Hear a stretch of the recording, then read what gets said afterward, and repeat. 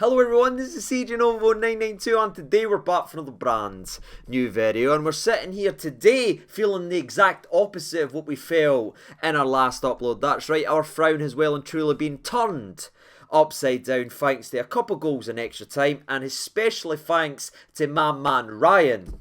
Frickin' Jack. Honestly, troops, it just had to be Jacko. You know what I mean? When you're at your lowest, you just get pulled back up, and it was Jacko that brought us there. Honestly, if anyone could be ever accused of scripting this cup final, it would well and truly have been me. And if I did have the power, ladies and gentlemen, I'd certainly admit to doing that. But it was such an incredible mixture of emotions in this game of football, because we knew going in it where we were and everything, what happened a couple of days week. They know that Hearts were bang up for this. We had all the travelling today. We had just put in what we put in on Wednesday night and then didn't get the adrenaline rush of actually winning it. So you get all those minutes in your legs, all that running about, all that hard work, and then you just get slapped down and nothing at the end yet. Then you have to pick yourself back up, do all that long travelling, come all the way back and have one day to rest. So we knew it was going to be a tough shift this afternoon with a hungry and dangerous Hearts side that's shown all season long that if you're not at your best, the third best team in this country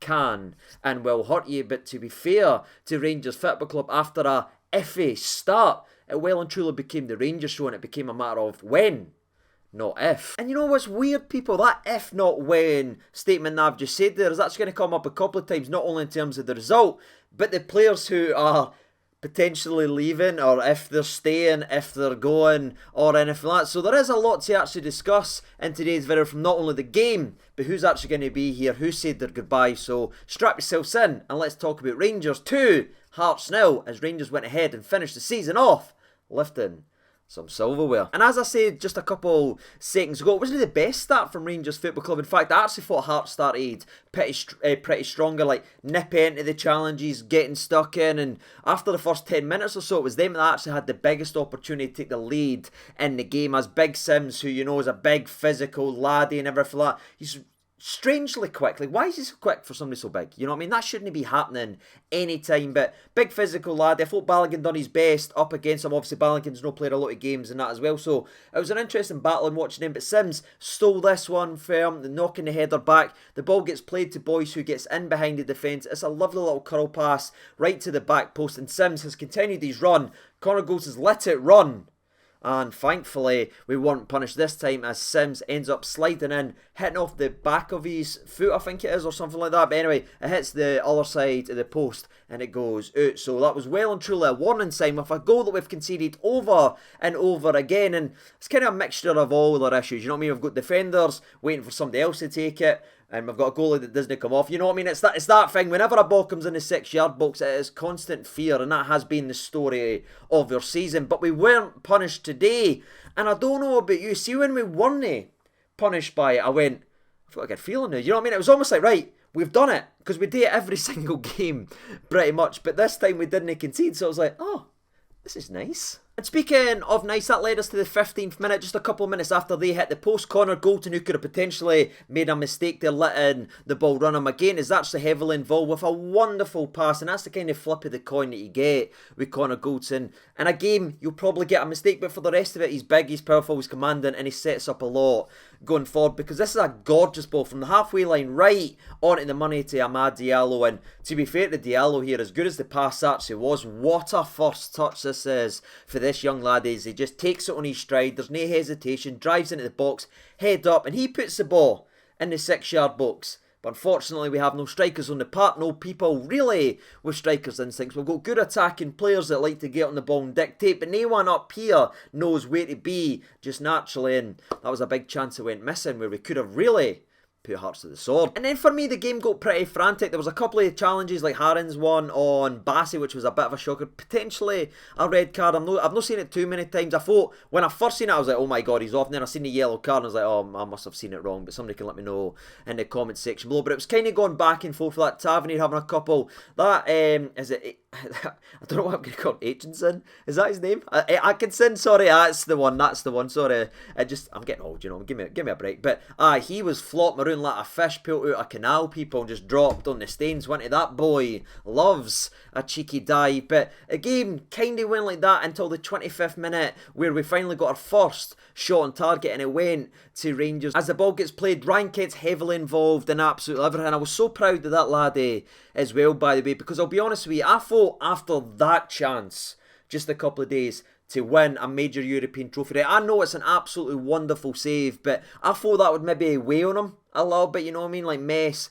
with the mentality, but it just never. He played this game like he was angry and he was trying to make up, and he's got none ever make up to the Rangers fans, because if there's one player in that Rangers team that never ever hides and always willing to take it even when they're not playing well, it's always Ryan Kent. But for me, absolutely sensational, and that's the type of characters we want in the dressing room, just with that attitude to go all the time. But anyway, it's a wee bit of build-up play. The ball eventually finds its way to Stephen Davis, who cuts it back to Scotty Arfield inside the box, and you know what happens next, ladies and gentlemen. Yep, it went straight at the goalkeeper. That boy's batting average is stinking. I love it when they go in, but it's like every 25 shots now, and that's an issue. Wait, I can't believe it's took me this long to actually say this man's name, but it's time to speak about Calvin Bassey, people. Strap in, we're going to be here for ages, honestly. I'll give you a sign.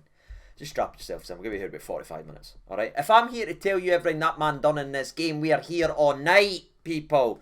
Alright, it'll be like the extended version of Lord of the Rings up in here, because this guy's ability is just frightening. The level that he's playing at has got me so worried, and the consistency that he's putting in has got me so scared that I'm sitting here thinking that we need to start cutting Rangers TV's feed of these games, because we need to limit who's seeing that man's quality on a weekly basis, because he's no up and down. He's no a 7 out of 10 every game. He's a 9 out of every single game, people. A 9, and that is frightening. He was man of the match in a Europa League final. He's made the Europa League team of the season, and then a couple days later, the 22-year-old laddie picks himself back up from that heartbreak and is man of the match in another 120 minutes gut punching but lung bursting game of frickin' football. That's terrifying, ladies and gentlemen. And he's a scary, scary player. He's only getting better. And you know what's even scarier when you think of it? Last season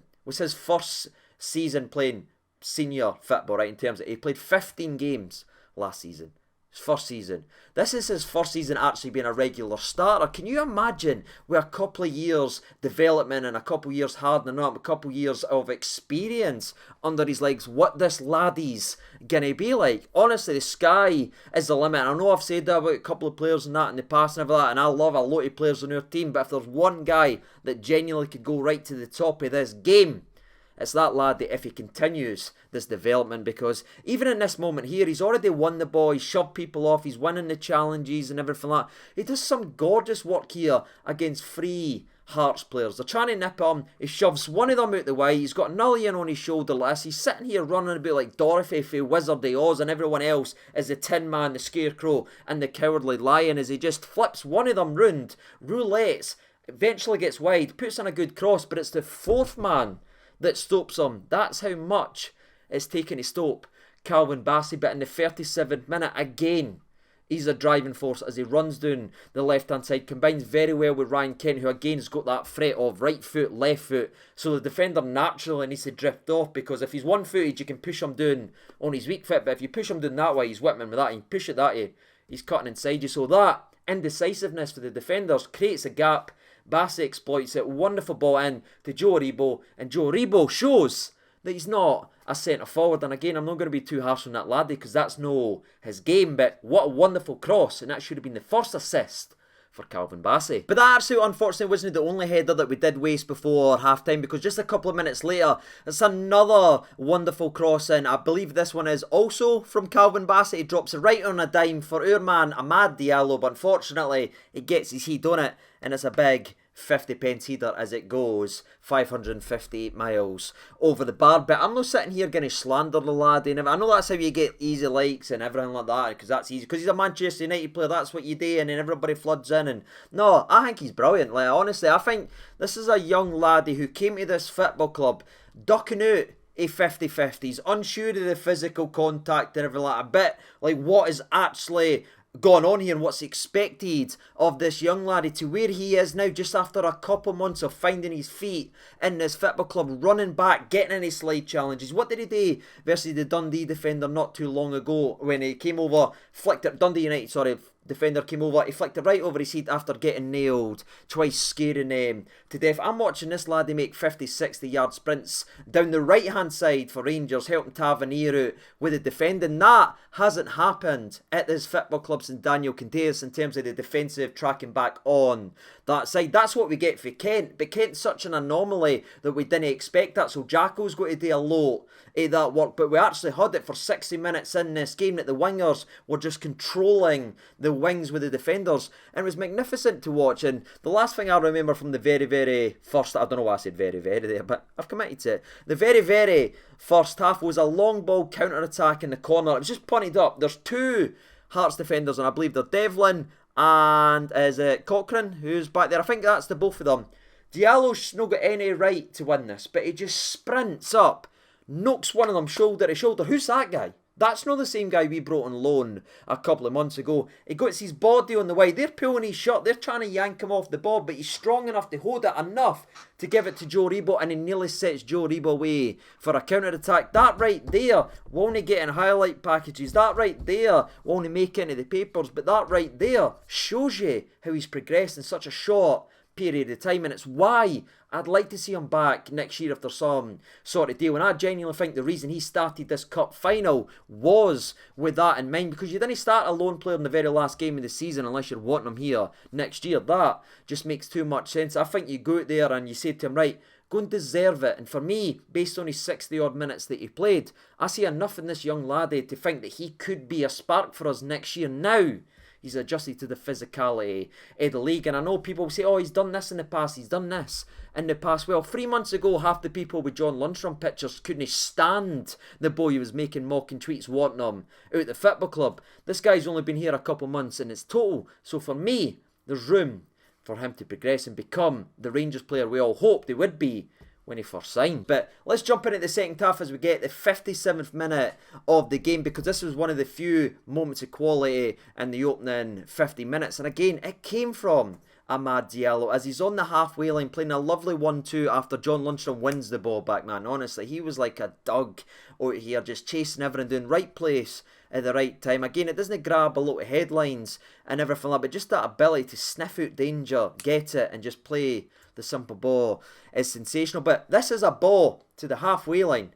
Diallo gets his head up, sees Kent's run, puts it right on the money, a 50-60 yard pass. Kent just tries to catch with the outside of his right foot, where if I think he takes it in with his left, he's probably bringing it down and getting a shot. But unfortunately, taking it on the right, spins the ball a bit too far, and Craig Gordon get there just enough to stop Ryan Kent from taking it away. But Diallo, again, was a focal point in this Rangers attack and showing you what the kids go. But just as quick as the quality came in the game, it went ahead and vanished, because it became, once again, the Willie Collum show. And I'm sick to death of saying this on the channel, people, but it's time for Willie Collum o'clock, because he just grabbed this game and made it all about him. Because at first, it just starts making baffling decisions. There's one where Calvin Bassey's running down the left-hand side. Again, he's just pushing folk out the way like they're empty tracksuits, right? He's just gone through. And then Andy Halliday comes and nails him. Like, just nails him. It's one of the challenges you pick up, you give the foul away, you're not letting the ball come in. If we'd done that again on Wednesday night, we conceded that goal and everything like that. But again, we're too nice in a lot of occasions. Halliday, bit of grit. I'm not letting this ball come in. I'll take Bassey there. I'll give us a chance to defend the set piece. He nails him. And then Halliday's like, you can see it in his face, he's like, oh, that's a foul. He doesn't even make a move for the ball because he knows. And then he's like, Collins no gave it. Alright. And everyone's just in shock. But aye, he done that. And then within 35 seconds, the ball eventually finds its way to the halfway line. And Diallo gets booked for his very first challenge. Now, is it coming in from behind? Yes. But is there any contact? Minimum, if any. People, again, I've only seen the two angles that it showed on there. But aye, for me, it's never ever a yellow card. I mean, look at the challenges that went in the first half with boys. You're talking about Devlin getting stuck and just doing what Devlin does every single freaking game. But Diallo gets booked for that. It was a shame because the laddie was exploding at that point and being such an important spark to the Rangers team that you saw him. He was frustrated after that. But it wasn't the yellow card where my complaint comes. It's what happened after we defend the long ball as John McLaughlin just comes and gets it. How glorious is that, having a goalkeeper just come out and grab a ball from a set piece? My God, it's beautiful, and it's worth 10, at least 10, 12 points a season. But after that, the yellow's running down the right hand side. Again, they're terrified of him. But they just come here, full hands on him, shove him, like that. So Diallo falls, because he's a human being, no the Empire State Building, and he just falls there, and he's like, well, it's a foul. And the referee tells him to get up when the boy used 2 hands to shove him for the back. And Diallo goes mental. I mean, he's banging. He's looking like a young Alfredo Morelos out there, people. And I'm going, oh no. Oh no, I've seen this before. I've seen these warning signs. Hello, Alfredo. You must be very, very proud. And again, Giovanni had to react to that because the wee boy was absolutely infuriated how he's been given a yellow card for making a challenge. It was barely a challenge, yet this boy's looked to batter him all game and just get away from it. So Gio ends up needing to take the wee man off. And it was interesting, right? Because he was probably our best attacking player along with Ryan Kent in terms of the midfield and going forward. But him coming off allowed Scotty Wright to come on and go ahead and put your name in the lights, Scotty, because you've got a hell of a lot of haters and tractors and all. There's tractors and everything. Tractor. Now I'm just picturing tractor memes and everything. I do apologise.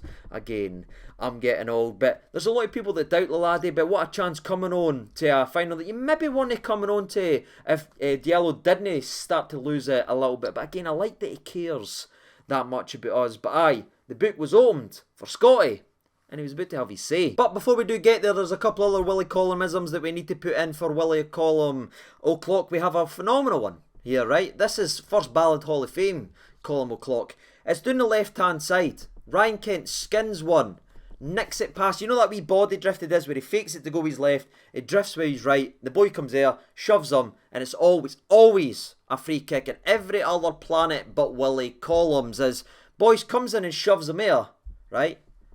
And it's a foul. You hear the whistle, say, oh, well done. He's gave it to Boyce. So, Hearts got a free kick for Liam Boyce shoving Ryan Kent.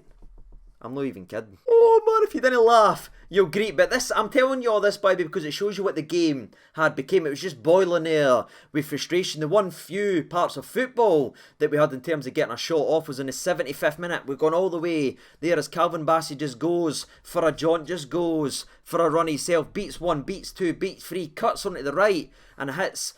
I wouldn't say it was a powerful shot because again he's left footed and it is on his weaker foot, but it's a good enough shot and it's low enough to get Craig Gordon to make a scrambling save. And again, there's no one on the part with attacking instincts to be there for the rebound or anticipating a rebound. But that was kind of it for the second half up to that point with only 15 minutes left to go in terms of actually attacking football. They are mad through ball, and then this one 10 minutes after that. And I think it's a mixture of everything that I've just said there, but not too much attacking and the game just being bogged down by the Willie Collum show that just started to really get me frustrated, because we then have to jump all the way to the last 10 minutes of this game into the 80th minute for the next opportunity, which was a wonderful ball in by Tavernier from a corner. Leon Balogun gets up above John Souttar for one of the few times he was actually beat. He was fantastic this afternoon, and I'm not just saying that because he's becoming a Rangers player soon, but that's his first game since March, because once again he had another injury. We've talked about that before. He's a great player when he's on the park, but by God has he been unfortunately bit a lot with the injury bug. But that's him just walking in for the cold and putting in that performance. But this time he gets beat up in the air with Balogun. He should do a lot better. It's a free header in a cup final. You've at least got to get it on target. But again, we're keeping the pressure alive. We're keeping them pilled in. It's starting to build and build and build. They can't get the ball away for their box. The ball goes down to the left hand side and then the whistle goes and you're thinking, what's this all about? There's a boy for Hearts down on the ground holding his head like this, getting the game stopped. And listen, I know head knocks and everything are very, very, very serious, like concussions and everything, and I am no belittling any of that at all, but something needs to be done with this rule in the game that if a player goes down holding his face, see if that happens, right, and you need to stop the game even when there's no contact or anything like that said player that's went down and stopped the game has to at least go off the park and go for a 5-minute concussion protocol or something. Because what happened there is we had them pinned in about to put the ball in with everybody up front. That boy dropped to the deck like this, the whistle went and then he went like that.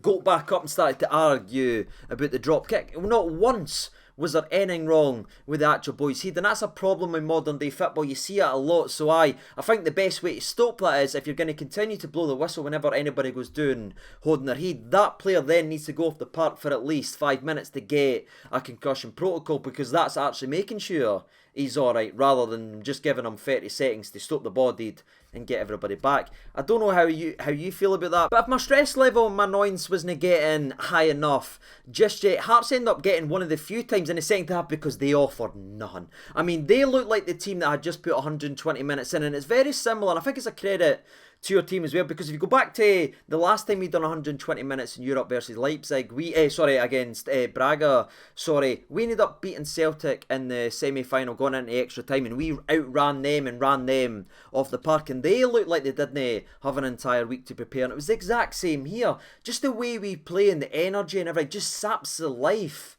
out of teams, and they were dusted in the second half, offered very little, but they did get a corner kick, and you know, corner kicks and Rangers Football Club are very, very scary. But again, John McLaughlin was in the goals. He just came out, go to like that, and it was done.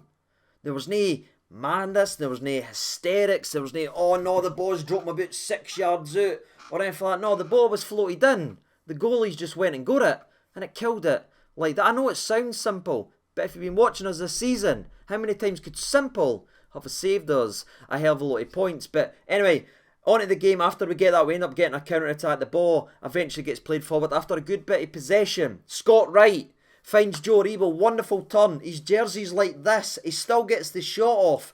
It takes a deflection, and somehow, some way, Craig Gordon saves this with his feet. Phenomenal, and he is a phenomenal goalkeeper. And I don't care that he played for Celtic or anything like that. He is a very, very good goalkeeper, and he deserves his Player of the Year award or whatever. Which one he won? Is it Players Player or Player? I can't remember, but he won one of them, and he deserved it. He's been phenomenal this year. That save's a joke, and I'm taking nothing away for the save. But see, when they're trying to rip the Rangers top off the laddie and it doesn't result in a goal, it's a penalty kick then. That literally is in the law of the freaking game. If it's actually a foul and it doesn't result in a goal, you give the goal. Otherwise, you're not wanting Joe Aribo to play football. You just want Joe Aribo to feel that and flop and dive like a fish. But then you tell him to stay on their feet.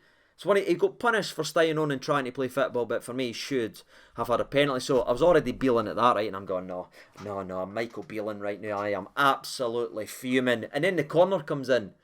Gets cleared away. We end up eventually winning a set piece from the kind of the frantic nature of it. And from there, in the last minute, we end up hitting the bar for Scott Wright. And I'm like, oh, this is just sailors. And it even got worse in the 92nd minute. Before it got good, I had to get dark, people, because in the 92nd minute, again, Calvin Bassey, he's just gave what he gave 3 days ago. Now he's out there running again in extra time, and he puts in a wonderful ball that needs to be scored here. This is literally perfect. Centre of the goal, there's nobody in front, it's a free header, but Aribo spoons it up and over, and at that point I was sitting to make signs for Kamara. If it wasn't, can you give me your shirt, it was, can you put Kamara on? But my man ended up stepping up a couple minutes later and just sending the place absolutely in pandemonium as the ball drops to him after a set piece. It is a wonderful touch, and the finish isn't too bad either from Ryan frickin' Jack, as Jacko scores the goal to set us on our frickin' way from outside the box, giving Craig Gordon not a chance. It was written in the stars for my man to deliver, and he's away kissing the badge because that boy loves Rangers like we love Rangers. Trust me on that. So for him to have that moment in that cup final, honestly, perfection. And the goal, by the way, I've not done any justice. Screamer. Now, anyone who's been a long time viewer of this channel will just know that the fact that Jacko's done it as well was just sent over. I mean, Rangers goal in itself is sending me, but the fact that it was Jacko, I was absolutely all over the place. So I'm celebrating, I'm going mental, and then I'm seeing a wee breakdown as the ball. Hearts are obviously piling people forward now to try and answer back. And Glenn Kamara as well here, by the way, is sensational. And people's probably forgot about this, but he just dives in for a 50-50 and does enough to flick it. And then Ryan Kent, who again never stops running, he's just like up and down, up and down. He takes the ball for what? 10 yards away from inside his own box, outside his own box, sorry. Runs it in extra time, gallops like Seabiscuit, just goes, finds Scotty Wright, and Scotty Wright has that moment we talked about. The book was open for him, and he put his name in history with a goal in a cup final to help Rangers win it with a wonderful finish to beat Craig Gordon. Again, a fantastic goalie, but giving him no chance, keeping it low and hard, and he's away celebrating every that, and that was well and truly game, set, and match. Now, we had numerous chances after that. Sakala had a chance, we had chances running, chances galore, but I'm not going to tell you every single one because it didn't matter. The damage was done at that point, people. This Rangers team showed the togetherness, the fight, the grit, the determination that got us to a European final right here in the domestic stage, and that is why we went ahead and lifted a title. And if we can keep that, and if we can just keep pushing each other and just keep everyone, no matter the circumstances behind the scenes, on the park, given what they gave the day, there's no be many that can get near us, people, because that's another team we ran off the park, considering what we had just done. Another 120 minutes, and they get the trophy that probably they deserved on Wednesday night, given what they gave. It was cruel on Wednesday, but it was beautiful on the day, and that was good to see all the Rangers players happy and excited and everything like that. So that is the game recap right there, ladies and gentlemen, and I am so buzzing I get to talk about another trophy being lifted. It's the first one under Giovanni as a new manager, and it obviously adds a bit more sparkle to his season so far at Rangers, again coming in a tough spot. But I want to talk about the players that could potentially be leaving the football club right now as we leave it, as we know it right now. Mcgregor, of course, had that minute in the 119th minute where he was substituted on, got the crowd. And what I loved about McGregor, by the way, is he was subbed on for 36 seconds and he's already barking orders and screaming at his defence. He had nothing today, but he's already gone off his nut at a fullback. That is just McGregor all over. But obviously, he wasn't going to start this game. I kind of said in the last video that's probably the last we'll see him start. And I think given the fact that he came in as a substitute appearance and got that goodbye, it said everything you need to know about next year. Now, I did watch his interviews and he'll say, we'll see, maybes and all that. And maybe he's not ready to retire, but he'll go away on a holiday. I'm sure he'll talk about family and a bit and see where he is, people. But in my opinion, that's the way to leave the football club. You know what I mean? I didn't want another season where again he continues, because I'm not trying to turn it negative or anything like that, but he is on that slope now where, again, he's still a good shot stopper, but everything else is costing us. 2 seasons ago, I think he had the best season I've ever seen when we won the league title. This season, he started on the decline a little bit, and for me, that's when you go. You didn't go when you're at your very bottom. You should be leaving, lifting that trophy, and it'll be interesting to see what happens next season, but even if he does come back, people, I don't think he's the number one. I think that was a passing of the torch we saw the day, and that could be it for Alan McGregor, people. But if that isn't emotional enough, seeing him kiss the badge and wave to people and everything like that with a celebration, but it might not be the only one, people, as it could be Stephen Davis's last game as well, because again, Scotty Arfield got the deal, Davis never. That's confusing to me. I'd much rather have Davis, not trying to be dickering, but I just think in terms of team balance and leadership on the park and everything like that, it would have been Stephen Davis for another year, but there's not even a sniff of another contract just yet, so it may, just may, be the game that sees Alan McGregor and Stephen Davis leave this football club. So have that, people, you know what I mean? We might have just watched the last game they'll ever play for your club. Great, now I'm sad. But I'm sure this is another strangely long video and everyone's going to be sick to death of it. But that's me right now, people. That's me all done and dusty. What's your reactions to the cup win? How are you feeling? Who was your man of the match? Spoiler alert, again, despite a couple of very, very good performances, the man of the match for me was clearly Calvin Bassey, who's just at a different level. He's just operating at a different level. But I'd love to know what your thoughts and opinions are. And that's us all done and dusty. Thank you for sticking with me throughout the season. The highs, the lows, the maybes and everything like that. It's been very, very good being able to sit here and experience everything. And again, we know what's happened this year and everything like that. So the fact you've been here and that for me, honestly, I'll never be able to thank you enough. But that's it done. That's a cutting on another season. We'll have a lot of end of season content like reactions and reacting to predictions, and I've got a special video coming on Monday, Tuesday, which I can't wait to show you and everything like that. Honestly, I think you'll really like it, and that's the start of something very big on the channel as well. But we'll have a lot of end of season stuff to tick us along over the next couple of weeks, and then we'll dive into transfers and I'll let you know what's happening in that. But if you are going to tune out now from the channel until the season starts back up, take care of yourselves. I've been Siege92. Thank you so much for watching, and bye.